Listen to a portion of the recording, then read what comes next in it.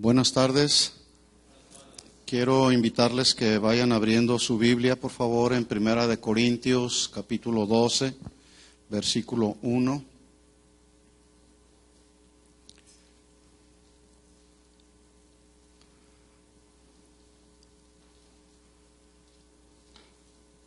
Que el Señor nos bendiga esta tarde con su palabra, que es viva, es eficaz, que penetre hasta lo más profundo de nuestro ser interior, hasta partir el alma, que nos confronte, que nos exhorte, que nos anime, que nos fortalezca, que nos nutra, porque eso es lo que hace la palabra de Dios, que nos enseña, nos ministra.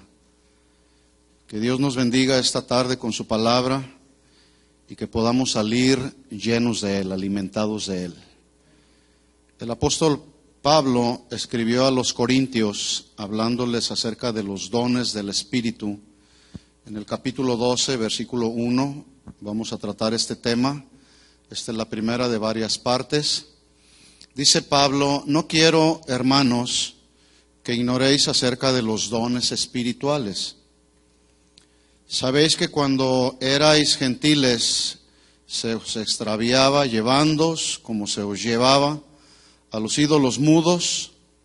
Por tanto, os hago saber que nadie que hable por el Espíritu de Dios llama anatema a Jesús.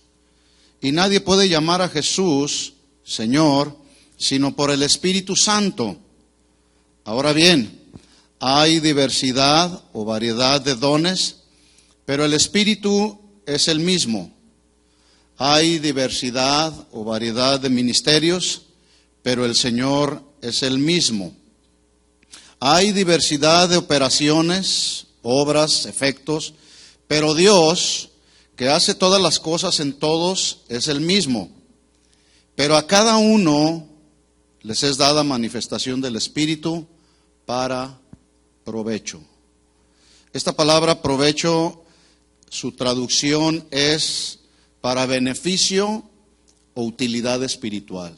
Para eso nos fueron dados los dones, para que de ellos recibamos de parte de Dios un beneficio y sea útil a nuestra vida espiritual. Oremos al Señor y que Dios nos bendiga. Señor, gracias por la oportunidad que nos das una vez más de reunirnos para adorarte, para reconocerte, para exaltarte, para poder ser ministrados a través de tu presencia, envolviéndonos, dándonos paz y sabiendo, Señor, que aunque no te vemos, tú estás aquí, Señor. Podemos sentir en nuestro espíritu, Señor, tu presencia que nos da paz, tu presencia que nos da gozo, la presencia de tu Espíritu Santo que nos revela las cosas que debemos conocer, que nos lleva a toda verdad. En esta tarde, Señor, nos encomendamos a ti, nos encomendamos a tu palabra, porque tu palabra dice que tú nos has dejado la palabra profética más segura, a la cual hacemos bien en estar atentos, como a una antorcha que alumbra nuestro caminar diario, Señor. Alúmbranos con tu palabra esta tarde, Señor. Te lo pedimos en el nombre de Jesús. Amén. Amén. Bien, pues Pablo le dijo a los corintios: no quiero, hermanos, que ignoren acerca de los dones espirituales.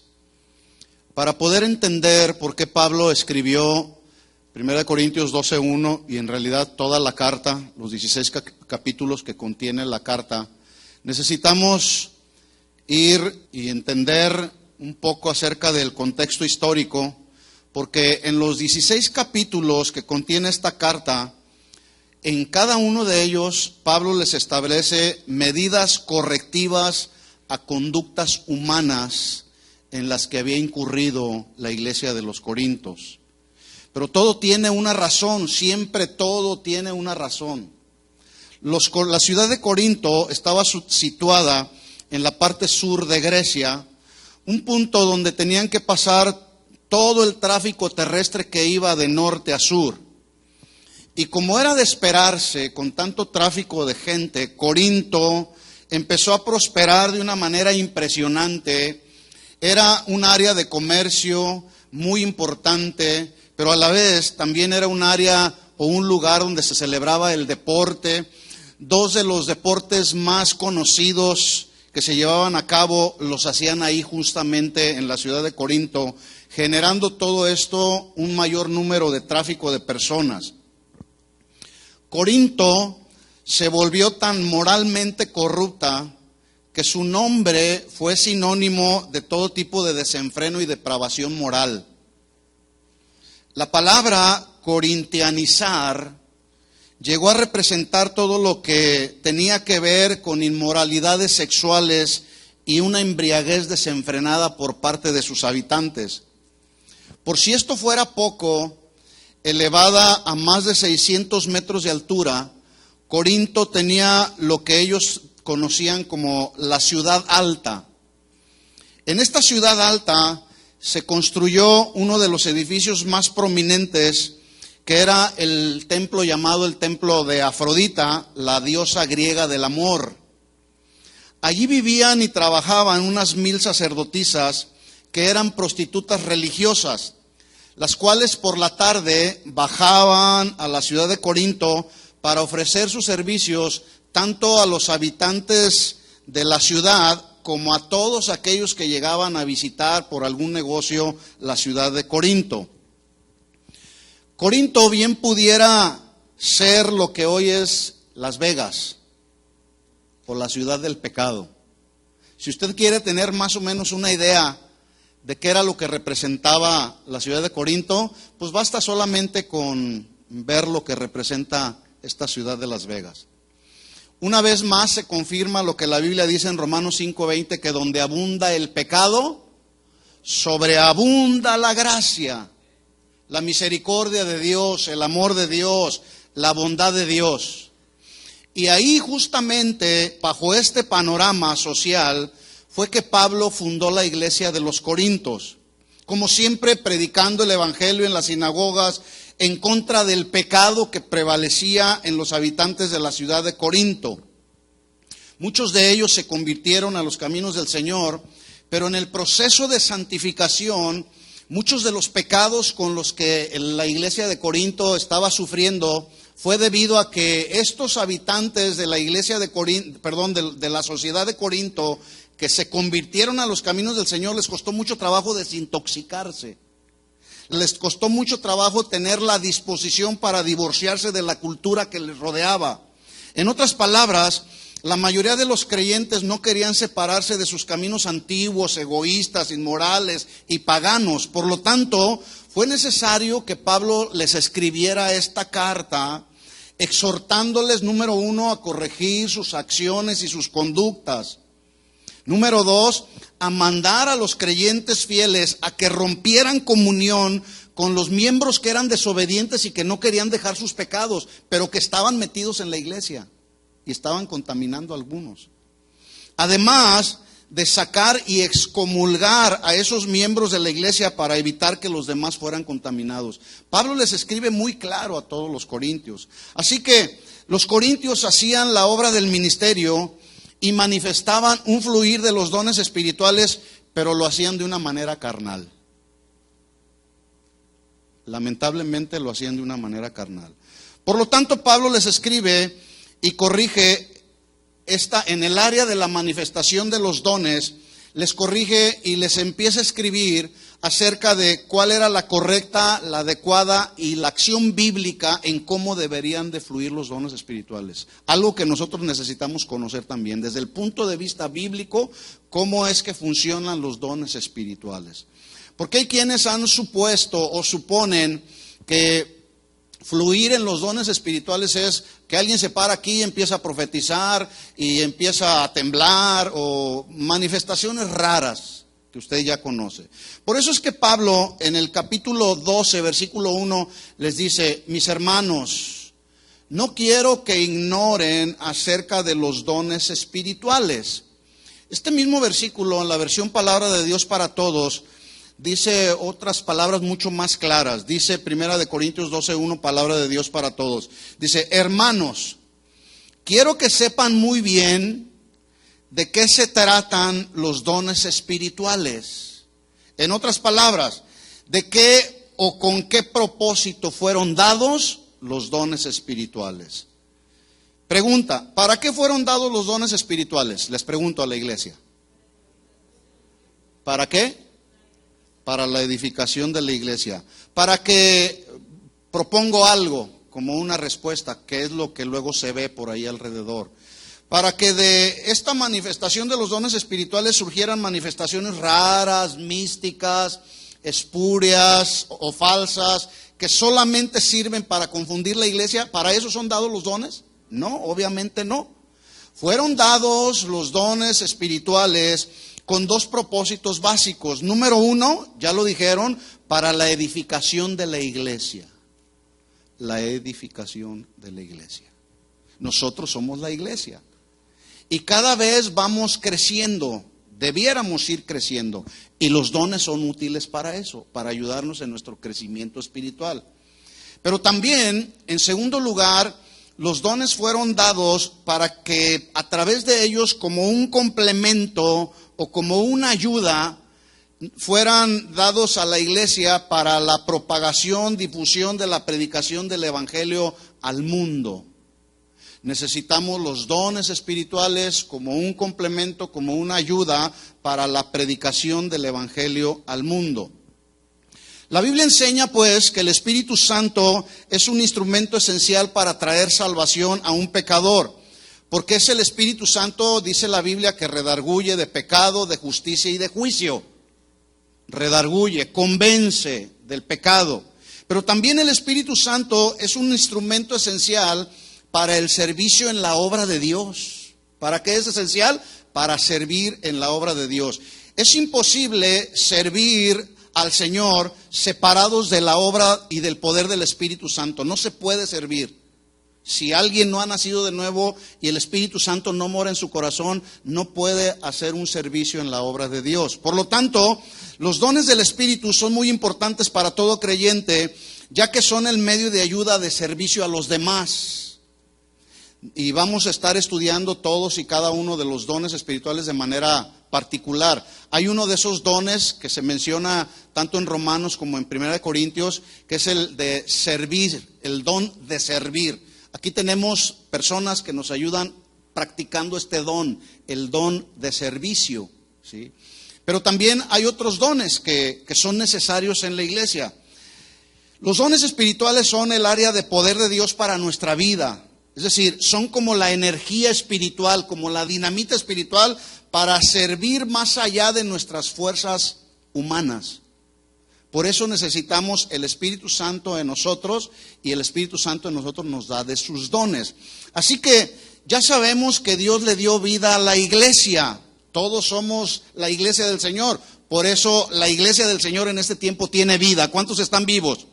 Y es la vida del Espíritu, para que en ese sentido entonces la iglesia manifieste los dones del Espíritu por medio de una vida cristiana gobernada, controlada y dirigida por el Espíritu Santo de Dios. Y ese es el punto precisamente a donde queremos llegar. A veces no le permitimos al Espíritu Santo que gobierne nuestra vida, nuestras acciones, nuestros pensamientos. Por eso es que en el día de hoy vemos tanto pecado que se ha metido dentro de la iglesia. Vemos tantas cosas que se han metido a la iglesia y nos damos cuenta que la iglesia de hoy está como la iglesia de Sardis allá en el Apocalipsis, a quien Dios les escribió diciendo: yo conozco tus obras, que tienes nombre de que vives pero estás muerto. En el capítulo 3, versículo 1 y 2, el Señor le escribe a la iglesia de Sardis y le dice: yo conozco tus obras. Dios conoce no solamente nuestras obras, Él va mucho más allá. Como Él es omnisciente, conoce nuestro corazón, no solamente conoce nuestras obras. Y el Espíritu Santo conocía las obras de la iglesia de Sardis, pero sus obras eran obras carnales. Es decir, la mayor parte de las personas que formaban parte de la iglesia de Sardis no habían sido redimidas, no habían sido regeneradas, no había el Espíritu Santo morando en ellos. Así estaba la iglesia de los Corintios, como la de Sardis, y me temo que así está la iglesia de hoy, en una buena parte, la iglesia alrededor del mundo, así está.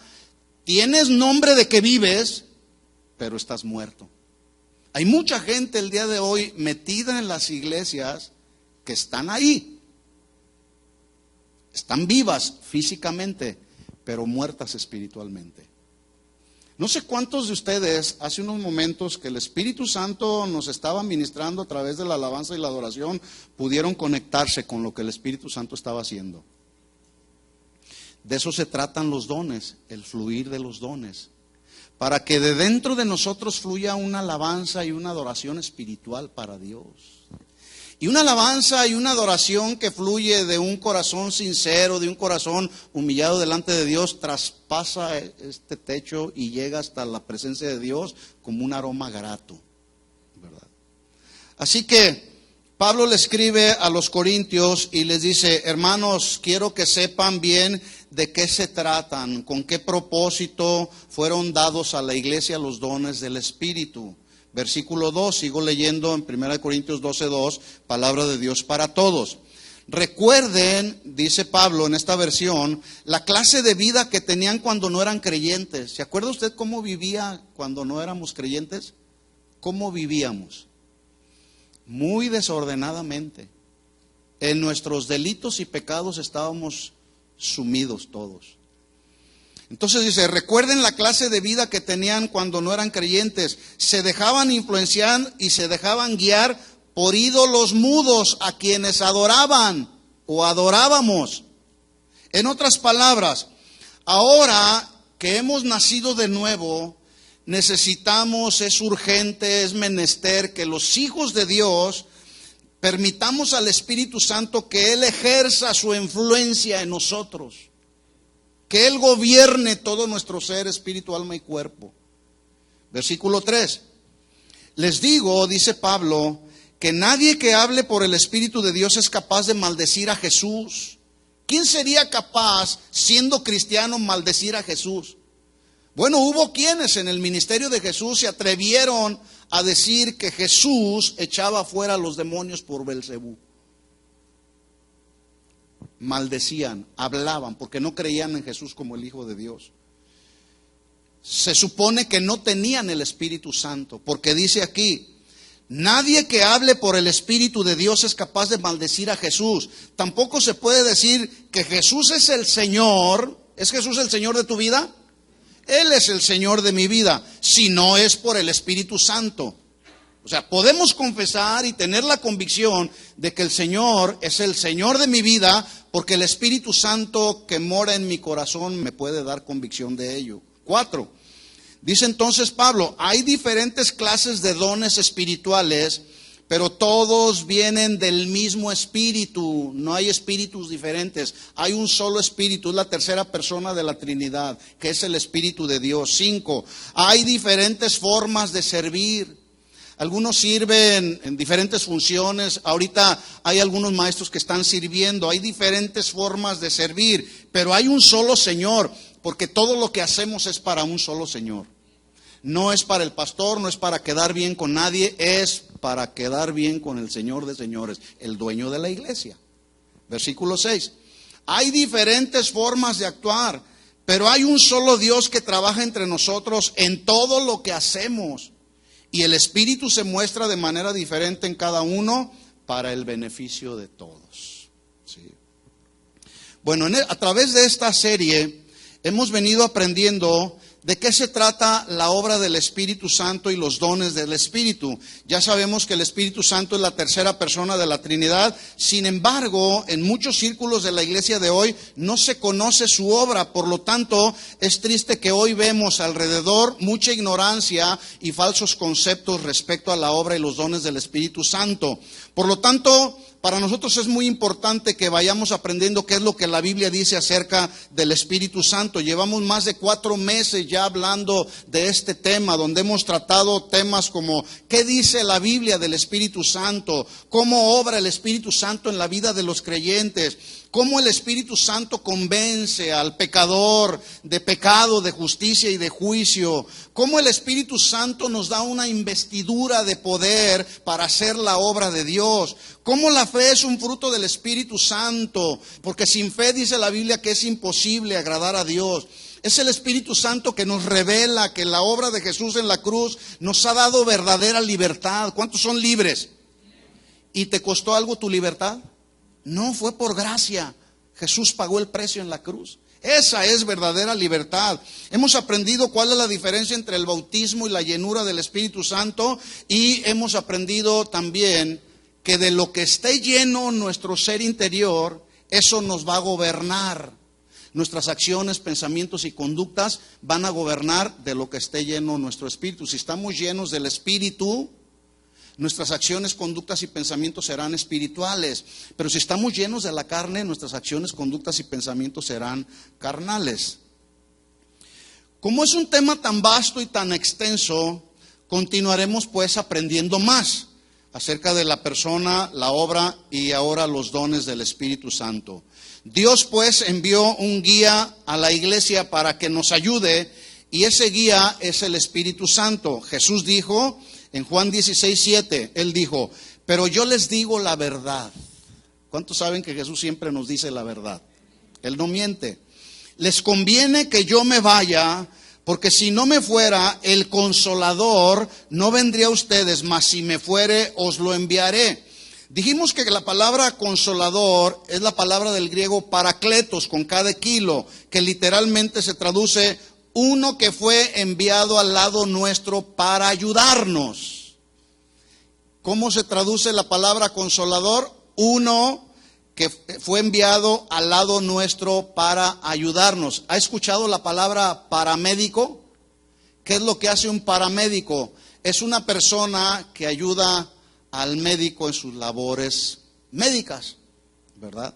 Consolador es la misma palabra que Juan el apóstol usó cuando dijo que si pecamos, abogado tenemos para con el Padre a Jesús el justo, primera de Juan 2:1. Así que podemos pues parafrasear las palabras de Jesús y leer de la siguiente manera. Dice Jesús: les conviene que me vaya para que ustedes tengan un paracletos, consolador, allá arriba, y un paracletos, consolador, aquí abajo. Así que los que somos parte de la iglesia del Señor podemos afirmar que yo tengo uno allá arriba, al lado del Padre, para ayudarme, y uno aquí dentro de mí para guiarme, que es el Espíritu Santo. ¿Estamos de acuerdo en eso? Así que Dios está más interesado en nuestro ser interior que en el hacer. Dios está más interesado en el ser que en el hacer. Así que tanto los apóstoles y los creyentes del primer siglo como los nacidos de nuevo hasta nuestros días, recibimos por su gracia y por su misericordia a ese Consolador. Y lo mejor de todo es que fue gratuitamente, no tuvimos que pagar nada. El Espíritu Santo es un regalo de Dios, y tenemos que recordar la secuencia y la trayectoria que Dios diseñó para todos aquellos que recibimos el privilegio de formar parte de la familia de Dios, y en ese sentido podamos recibir los dones del Espíritu. Pregunta: ¿todos son hijos de Dios? No. ¿Quiénes son hijos de Dios? La Biblia nos lo revela en Juan capítulo 1, versículo 12. Dice: mas a todos los que le recibieron, a los que creen en su nombre, les dio potestad, autoridad, privilegio de ser hechos hijos de Dios. Y el versículo 13 lo confirma de una manera más contundente, diciendo: los cuales no son engendrados de sangre, ni de voluntad de carne, ni de voluntad de varón, sino de Dios. Somos engendrados de Dios para vivir de acuerdo a la semejanza de Dios. Así que, en primer lugar, necesitamos entender que la vida humana se la debemos al Padre, porque Él es el dador de la vida humana. Él nos la da y Él nos la quita cuando Él quiere. Él da la vida y Él la quita. Dice la Biblia que Jehová Dios formó al hombre del polvo de la tierra. ¿Qué somos? Polvo de la tierra. Y polvo barato. Somos barro. ¿Sí? Y el barro es uno de los elementos de la tierra muy baratos. Entonces somos polvo, somos barro barato. Pero lo que hace la diferencia en la vida de los seres humanos justamente es el soplo de Dios. Dice ahí la Biblia entonces que Dios formó al hombre del polvo, del barro barato de la tierra, y sopló en su nariz, ¿qué? Aliento de vida, y fue hasta entonces que el hombre fue un ser viviente. ¿Cuántos están vivos? Dios da la vida y Dios la quita. Así que entendamos bien esto, mis hermanos. Lo que realmente le da valor a la vida no es tu apariencia física. Eso no le da valor. Aunque algunos se sienten, por su apariencia física, se sienten los mejores. Se quitan, se ponen, se añaden, etcétera. Pero eso no es lo que da valor a la vida.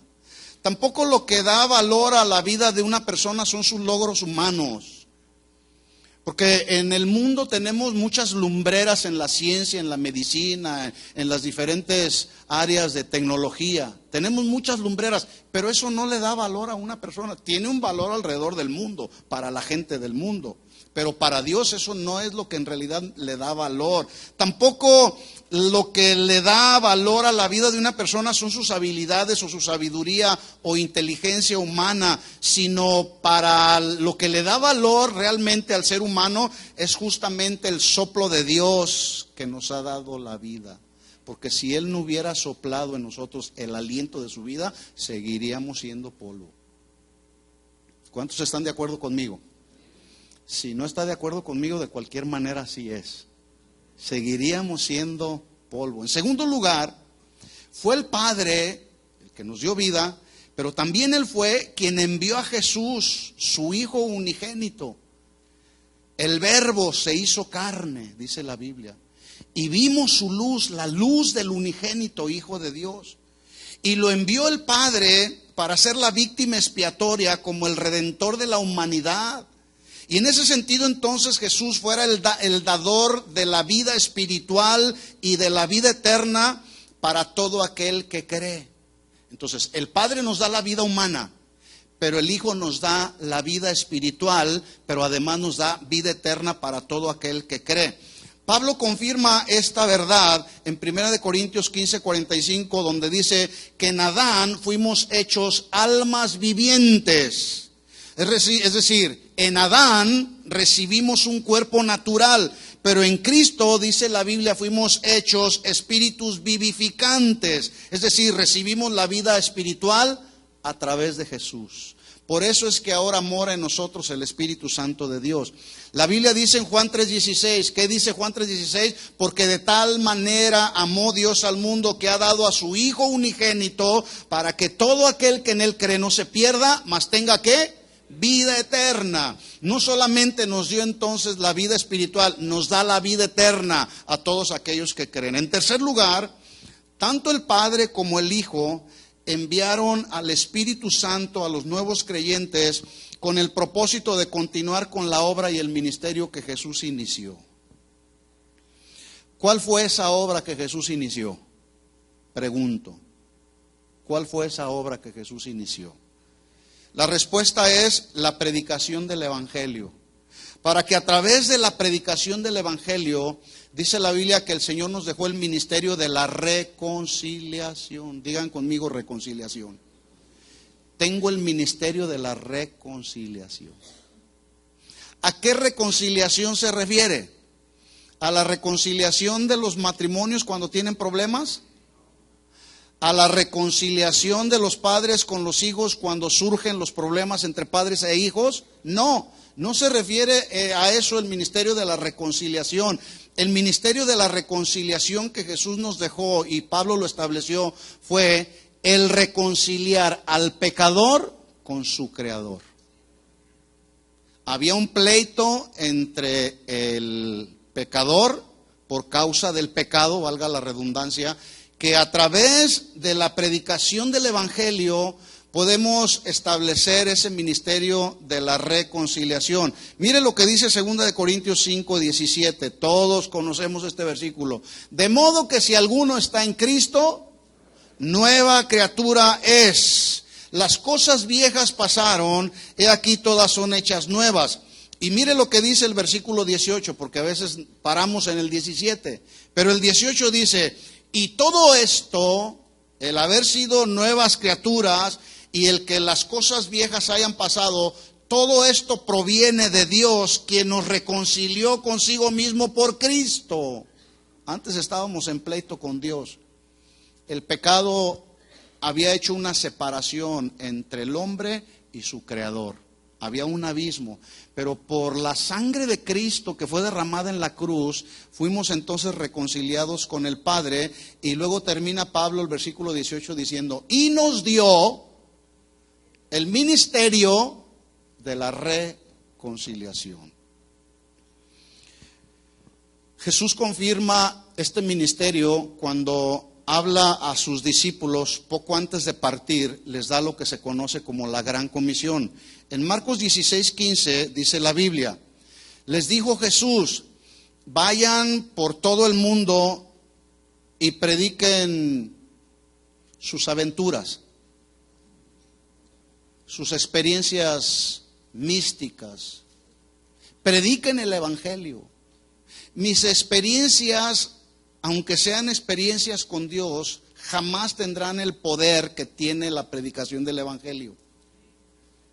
Por más impresionante que tenga yo una experiencia con Dios, las experiencias personales no producen salvación. ¿Sabía usted eso? Pero el poder del Evangelio sí. Por eso Pablo lo predicaba. Romanos 1:17 dice la Biblia, dice Pablo, no me avergüenzo del Evangelio, es poder de Dios para salvación. Al que cree, a todo aquel que cree. Primeramente al judío, después al griego y a todo aquel que cree. Entonces Jesús les dice, vayan y prediquen el Evangelio a toda criatura, no nomás a los ricos. A toda criatura, el que creyere y fuere bautizado será salvo, mas el que no creyere será condenado. Versículo 17, mire lo que dice. Y estas señales seguirán a los que creen. ¿A los que creen en qué? En la predicación del Evangelio, donde se proclama que el sacrificio de Jesús en la cruz fue único y suficiente para borrar el pecado de todo aquel que se arrepiente. No hay ningún otro elemento, no hay obras, es solamente el sacrificio de Jesús en la cruz del Calvario lo que puede borrar completamente todo pecado. Estas señales seguirán a los que creen. En mi nombre, en el nombre de Jesús, echarán fuera demonios. ¿Cuántos han tenido una experiencia de expulsar demonios en el nombre de Jesús? Estas señales seguirán a los que creen en el poder del Evangelio. En el nombre de Jesús echaremos fuera demonios, hablarán nuevas lenguas, ya trataremos este tema que es un poco controversial. Versículo 18, tomarán en las manos serpientes y si bebieren cosa mortífera no les hará daño. Sobre los enfermos pondrán sus manos y sanarán. ¿Para quién es esta instrucción? ¿Solamente para los apóstoles, para los ungidos, para los profetas? Ahí no dice solamente los apóstoles, los profetas, los ungidos, impondrán sus manos sobre los enfermos y sanarán. Porque luego así se da en algunos círculos de la iglesia. Solamente el ungido, solamente el apóstol, el profeta puede orar por ti y tú vas a sanar. No, eso no es lo que dice la Biblia. La Biblia dice que sobre los enfermos, todos los nacidos de nuevo, pondremos nuestras manos y sanarán. ¿Estamos de acuerdo? 19. Y el Señor, después que les habló, fue recibido arriba en el cielo y se sentó a la diestra de Dios. Y ellos, los discípulos, los nacidos de nuevo, ellos saliendo, predicaron en todas partes, ayudándoles el Señor y confirmando. Esta palabra confirmar se traduce estabilizar, apuntalar, establecer, respaldando, ayudándoles el Señor y confirmando la palabra con señales que le seguían. Yo quiero que ponga mucha atención aquí, porque a veces nos dejamos solamente influenciar por la manifestación de los dones y ya no se predica la verdad del Evangelio. Hay congregaciones donde todo es manifestaciones de dones. Y pasen aquí los que tengan esta enfermedad y ponen ahí una fila y luego ponen acá los que tengan esta otra enfermedad. ¿Y la predicación del Evangelio? ¿Qué es primero, la expresión y manifestación de los dones espirituales o la predicación del Evangelio? La predicación del Evangelio. Y ahorita vamos a ver un ejemplo. En estos versículos pues encontramos este principio que Jesús estableció. Son las señales las que siguen la palabra, no la palabra las señales. Y nos debe de quedar muy claro. Primero es la predicación de la palabra, que es la que tiene el poder de transformar, y luego la manifestación de los dones del Espíritu Santo como señales y milagros. Sin embargo, en la práctica nos encontramos que mucha gente lo único que anda buscando son señales y milagros. Y mucha emoción. Y si esas señales y milagros se hacen al son de la música que emociona, y si es más estridente la música, no sé si han visto por ahí lugares donde el que está ministrando en el piano de repente está temblando y levantando el nivel de la música, y la gente entra más en un emocionalismo que en la verdad de lo que Dios quiere hacer a través de su palabra. ¿Recuerda usted a los 10 leprosos que sanó Jesús? Mire lo que dice la Biblia, Lucas 17:15.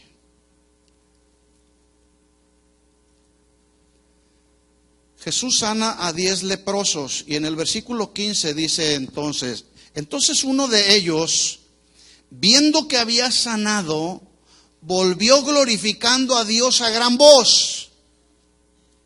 Aquí la palabra glorificar significa darle gloria y honra a quien le había sanado. ¿Quién le había sanado? Jesús. Versículo 16.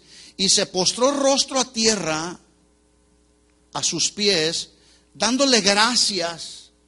Y note usted que la inspiración de la Biblia, en este caso a Lucas, lo movió a que escribiera, y este era samaritano, porque hay un propósito. Los samaritanos y los judíos no se podían ver entre sí, estaban como en un pleito doctrinal, en un pleito de cultura, ¿verdad? Se postró rostro a tierra hacia sus pies, dándole gracias. Hoy hay mucha ingratitud en la iglesia, en muchos ámbitos de la iglesia. Le dio gracias y este era samaritano, versículo 17. Respondiendo Jesús, dijo: ¿no son 10 los que fueron limpiados? ¿Y los 9 dónde están? Los 9 resulta que los 9 eran judíos. Pero el concepto que los judíos tenían acerca de Dios es que a Dios lo tenían solamente como el benefactor de sus necesidades.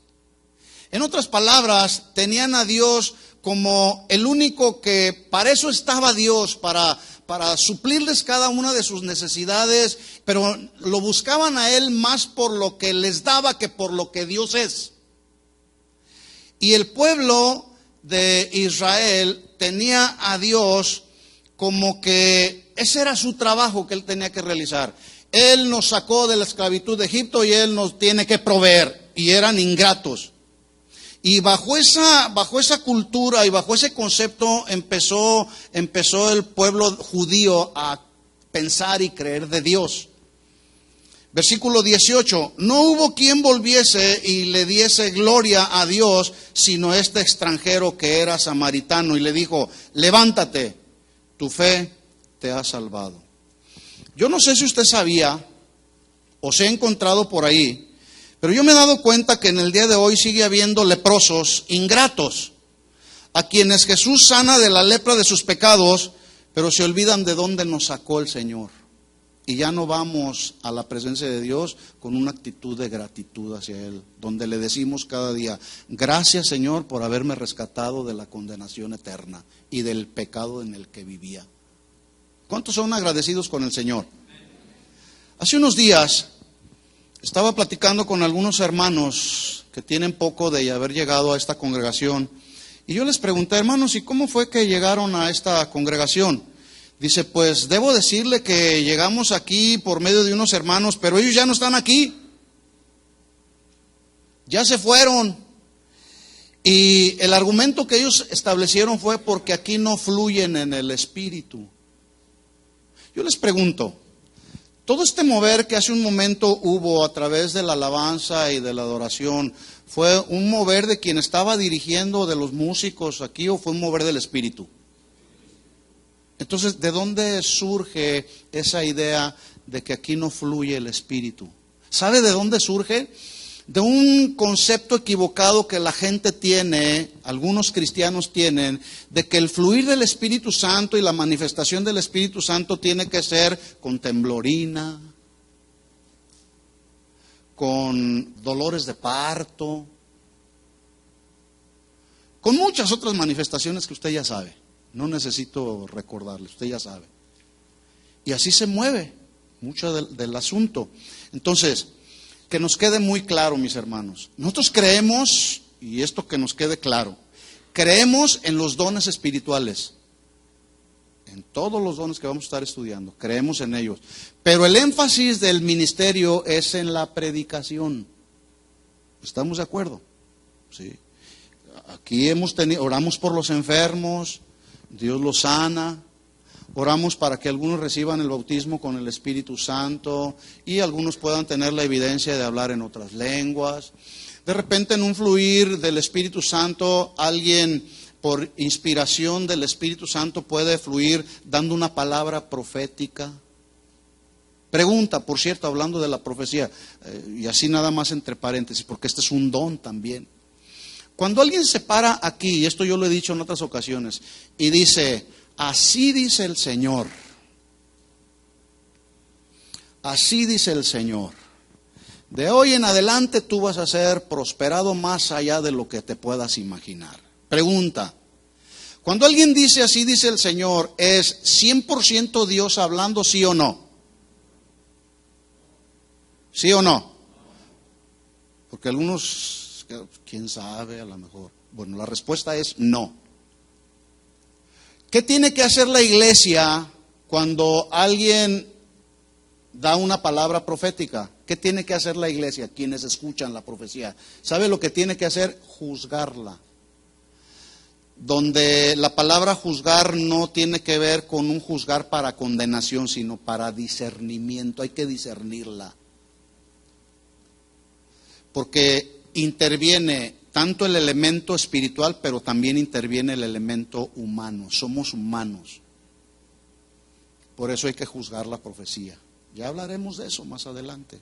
Así que cuando le digan, así dice el Señor, de hoy a una semana tú vas a ser tremendamente prosperado, te vas a sacar la lotería.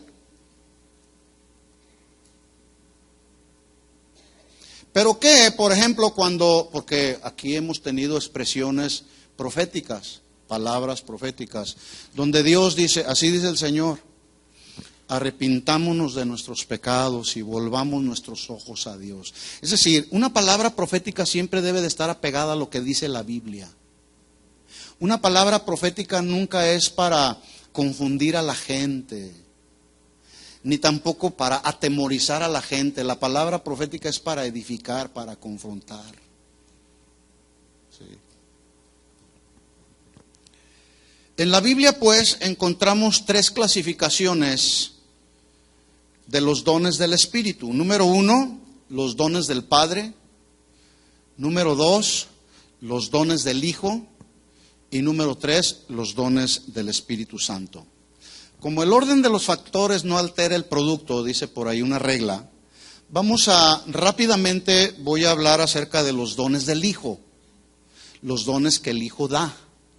Iniciaremos hablando de estos 5 dones dados por el Hijo de Dios a la iglesia y que vienen a ser el fundamento que sostiene a la iglesia de Jesucristo, un fundamento que sostiene a la iglesia.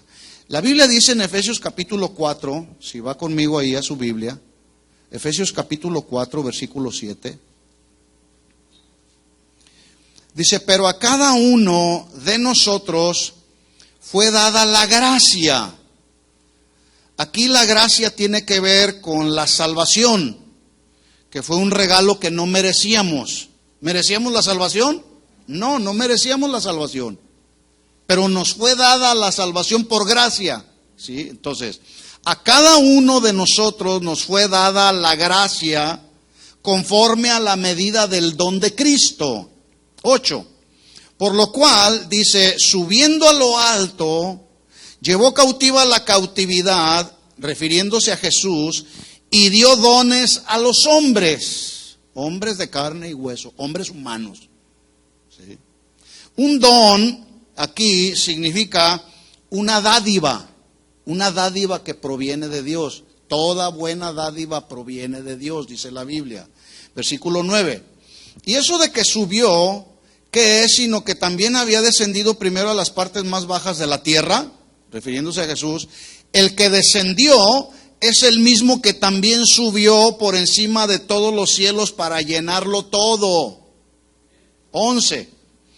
Y él mismo, refiriéndose a Jesús, él mismo constituyó. Otra versión dice, él mismo con su poder, con su autoridad, le dio la capacidad o el privilegio a unos, dice ahí a continuación, a unos de ser apóstoles, a otros ser profetas, evangelistas, pastores y maestros. Y dice que es Dios, que es Jesús, el que dio estos dones a la iglesia. El día de hoy los apóstoles se autonombran. Y los profetas también se autonombran. Yo soy el profeta de Dios, cuando de profetas de Dios no tienen nada. Y yo tengo la responsabilidad como pastor de la congregación de advertirles que tenga cuidado con esos apóstoles que se autonombran. ¿Sí? Que se sienten apóstoles porque tienen 100 iglesias bajo su cargo. Dicen, ya soy el apóstol. Mire el propósito, porque siempre todo tiene un propósito. Entonces dice, a unos les dio, él mismo constituyó y les dio el poder a unos de ser apóstoles, profetas, evangelistas, pastores y maestros. 5 ministerios que sostienen la iglesia, que son necesarios en la iglesia, con un propósito, con la responsabilidad que tienen estos dones. Versículo 12, con el fin o propósito de perfeccionar a los santos. ¿Cuántos santos hay aquí? Esta palabra perfeccionar significa instruir, capacitar, adiestrar, remendar también, volver a restaurar. Veníamos de allá del mundo, veníamos todos quebrados, pero venimos a los caminos del Señor. Y cuando entramos a una congregación, el pastor se encargó de restaurar todas y cada una de las áreas que traíamos quebradas y lo sigue haciendo. ¿Cómo veníamos de allá del mundo? Por lo menos mi caso fue, yo entré a los caminos del Señor y venía hecho pedacitos. Entonces el Señor en su gracia y en su misericordia usó personas para predicarme el Evangelio, el Espíritu Santo me dio convicción, pero al momento que llegué a nuestra congregación, ahí empecé a ser restaurado. Una área, el Señor la empezó a enderezar, otra área y lo sigue haciendo, porque es un trabajo que no dejará de hacerse hasta que Él venga. Pero los responsables de hacer esta labor es el apóstol, el evangelista, el profeta, el maestro y el pastor, a fin de perfeccionar, instruir, capacitar a los santos. Y esos santos, todos y cada uno de nosotros, que hemos sido capacitados, adiestrados, restaurados y ahora aptos, dijo Pablo, que ahora podemos estar aptos para la obra del ministerio. ¿Cuál ministerio? ¿Cuál ministerio? El ministerio de la reconciliación. ¿Se fija cómo empieza a tomar sentido el mensaje? ¿Verdad? Son necesarios los dones, es necesario el Espíritu Santo en nosotros, y para que venga el Espíritu Santo pues hay que nacer de nuevo. Y el Espíritu Santo nos da esos dones una vez que estamos siendo perfeccionados, para que los cristianos, los santos perfeccionados, hagamos la obra del ministerio. Mire cuántas sillas vacías quedan ahí. Tenemos más o menos aquí alrededor de 450 sillas. Esas sillas necesitan ocupar un lugar. ¿Quién cree usted que tiene que hacer la obra? Desarrollar el ministerio de la reconciliación. Todos y cada uno de nosotros debemos involucrarnos en esta labor. Pero yo le hago una pregunta: ¿cuándo fue la última vez que le predicó a alguien de Jesús? A veces andamos tan sumergidos en nuestras ocupaciones que se nos olvida que hay mucha gente a nuestro alrededor que necesita una palabra de esperanza. La mies es mucha, dijo Jesús, y los obreros pocos. Obreros que hacen la obra del ministerio, ¿sí?, a través de la predicación del evangelio. Tenemos por ahí, hay un montón de folletos que mandamos a hacer para que a través de ese folleto usted pueda tener la oportunidad de compartirlo con alguien y predicarle el evangelio. Hace unos días un hermano que está aquí presente me preguntaba: hermano, yo quiero saber, para entrar en el orden que debo de entrar, quiero saber, porque no veo yo que hacen un llamado a las personas al altar para llevarlos y presentarles el plan de salvación. Y no lo hacemos regularmente después de una predicación. ¿Por qué? ¿Porque no creemos en eso? No, pues estoy hablando de la predicación del evangelio. A lo que me refiero es que cuando usted traiga algún invitado, porque regularmente todos de repente traemos invitados, las personas que llegaron por primera vez aquí, sin lugar a dudas, vinieron invitados por alguien, ¿sí? Cuando yo llegué por primera vez a la congregación, a casa de oración, hace ya 32 años atrás, a mí, antes de llevarme a la congregación, ya me habían presentado el plan de la salvación. Yo fui ya salvadito. Había muchas cosas que no entendía, ¿verdad? Pero ahí el pastor se encargó de ir haciendo su obra de restauración. Bueno, cuando usted traiga a alguien como invitado a la congregación, tráigalo ya con el plan de salvación presentado. No le diga a su invitado: el domingo el pastor va a hacer un llamado a ver quién quiere aceptar a Jesús como su Señor y Salvador, y es en ese momento que tú vas a pasar. No, porque así como la Biblia dice, impondrán las manos sobre los enfermos y todos sanarán, así también la Biblia dice que todos debemos predicar el evangelio de salvación, ¿sí? Ahora, si por alguna razón usted dice: no, pues no le he presentado el mensaje del evangelio, no le he presentado el mensaje de salvación, no hay ningún problema, usted lo trae aquí se lo presentamos, le presentamos a Jesús como nuestro Señor y Salvador y lo llevamos al punto de que reciba a Jesús como su Señor y Salvador. Pero es la responsabilidad de cada uno de nosotros. ¿Estamos claros en eso? Sí.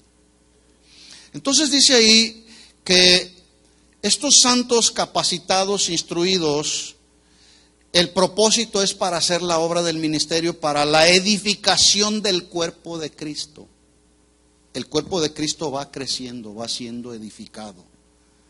Y la iglesia de Corinto parece que estaban más enfocados en satisfacer los deseos de su carne que en hacer la obra del ministerio. Por eso es que Pablo les escribió y les dijo: quiero que sepan bien de qué se tratan los dones espirituales. Porque a uno les dio el Señor primeramente la responsabilidad de ser apóstoles, a otros luego profetas y lo tercero maestros. Mire que el orden que establece Pablo: apóstoles, profetas y maestros. Primeramente los apóstoles, luego en segundo lugar los profetas y en tercer lugar los maestros. ¿Esto significa que alguno de estos tres ministerios es mayor que el otro? No, es un asunto de orden solamente, porque Dios es un Dios de orden. Y Dios siempre va a establecer un orden, aún a pesar de que a unos les asigna una responsabilidad, a otros otra responsabilidad. Primero los apóstoles, luego los profetas y luego los maestros, luego los evangelistas, luego los pastores. Hay un orden que Dios ha establecido. Sin embargo, es triste decirlo, pero es la verdad. Hay quienes han malentendido que porque la palabra apóstol, el nombre de apóstol está en primero, son los mayores y son los de mayor importancia, los de mayor rango, y esos deben de gobernar a todos los demás. No es cierto, es un asunto de orden. Así que a los dos primeros, apóstoles y profetas, les fueron asignadas, escuche bien esto para que le quede bien claro, nos quede bien claro a todos. A los apóstoles y a los profetas les fueron asignadas tres áreas de responsabilidad básica. Número uno, colocar los cimientos espirituales de la iglesia. a través de la predicación del Evangelio.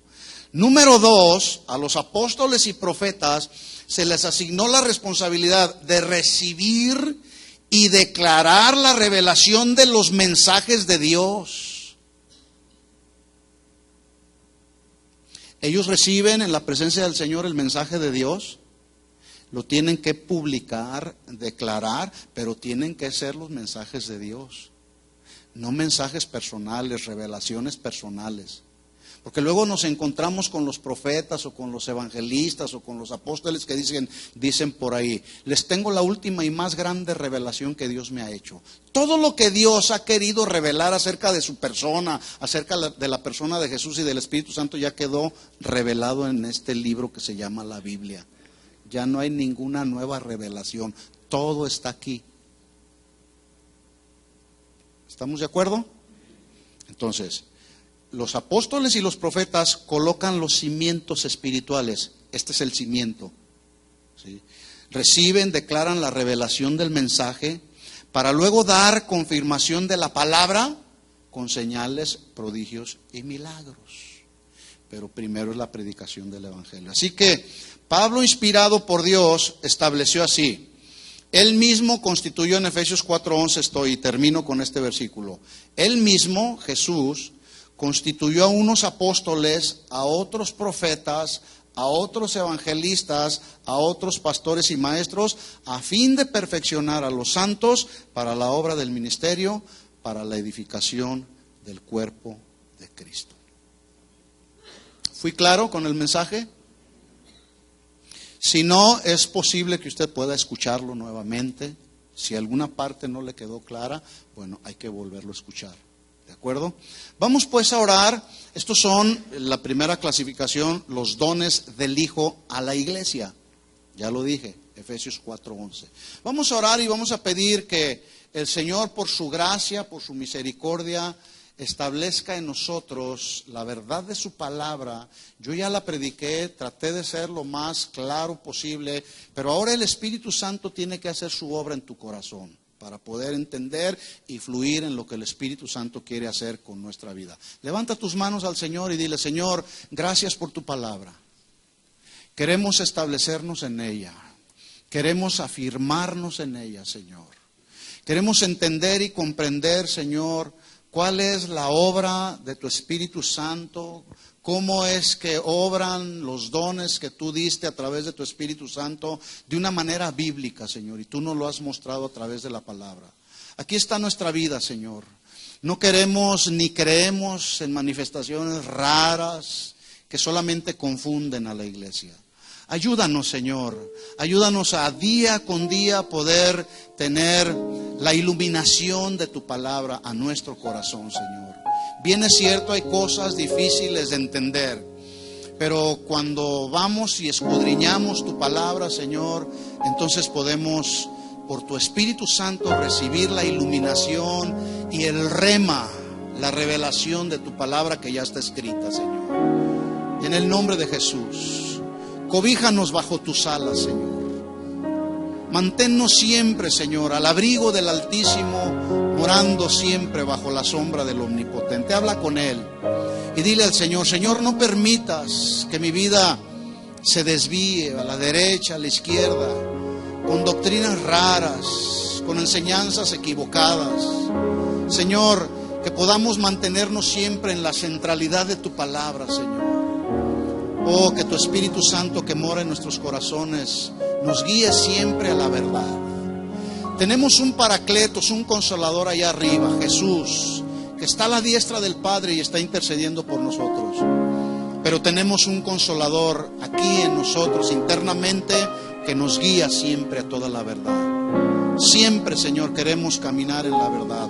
Lámpara es a nuestros pies tu palabra, Señor, y lumbrera en nuestro caminar diario, Señor. Tenemos la palabra profética más segura, a la cual debemos hacer bien en estar atentos a ella, para que esa palabra alumbre como una antorcha en el lugar oscuro. Vivimos en medio de un mundo lleno de tinieblas, Señor, de un mundo lleno de tantas doctrinas, de tantas enseñanzas, de tantas manifestaciones. Pero Señor, queremos mantenernos en la manifestación real, viva y segura que tu Espíritu Santo nos da. Ayúdanos, Señor, ayúdanos cada día. Te necesitamos a ti, y tú eres el consolador que estás a nuestro lado para ayudarnos, Señor. Pon tu mano sobre la persona que tienes por ahí junto a ti. Bendícelo, bendícelo. Habla palabras para bendecirlo. Dile: Señor, gracias por mi hermano. Tú nos has hecho el cuerpo de Cristo, Señor. Tú has perfeccionado tu obra en nosotros, Señor, con un propósito, con el propósito de hacer la obra del ministerio. Una vez que nos hemos reconciliado contigo, Señor, ahora tenemos la responsabilidad, Señor, de la predicación del Evangelio, de la edificación de la iglesia, Señor. Aquí estamos unos a otros, orando unos por otros, Señor. Que podamos juntos, Señor, con autoridad, con valentía, con pasión, asumir nuestra responsabilidad de la predicación del Evangelio, Señor. Predicar tu palabra, Señor. Todavía hay miles y millones de personas alrededor del mundo que no te conocen, que no han escuchado de Jesús, el Salvador de nuestras almas, que no han escuchado que Jesús, el Hijo de Dios, vino a este mundo lleno de tinieblas a traer salvación a los perdidos. Señor, queremos ser los instrumentos. Tu palabra dice que somos vasijas de barro, Señor, y tú has depositado, Señor, el tesoro de tu palabra en vasijas de barro, Señor. Oh Dios, oh Señor, ayúdanos, que podamos tener celo, Señor, que podamos tener fervor para predicarles a aquellos que no te conocen aún, Señor, y podamos llenar este lugar de almas, Señor, que vengan rendidas a tus pies, en el nombre de Jesús. Si hubiera aquí alguien que no ha entregado su vida a Cristo, Señor, en estos momentos te pedimos: toca el corazón, toca el alma. Oh Dios, produce arrepentimiento, porque tú no quieres que ninguno perezca, sino que todos procedan al arrepentimiento. Aquí está nuestra vida, Señor, en el nombre de Jesús. Úsala para tu honra y para tu gloria siempre, Señor. Amén y amén. Demos un aplauso fuerte de alabanza a nuestro Rey de Reyes y Señor de Señores. Su nombre es Jesús. Gracias, Jesús. Gracias por tu palabra, Señor. A ti la gloria, a ti la honra, a ti el honor siempre, Señor. Tú la mereces, nadie más. Tú eres honrado, tú eres altamente glorificado, Señor, porque eres el Señor de la iglesia y nosotros somos, Señor, tu iglesia. Tú eres el Señor de nuestra vida. A ti la gloria, Señor. Amén y amén. Gracias por tu palabra. Amén. Vámonos con esta palabra en nuestro corazón, mis hermanos.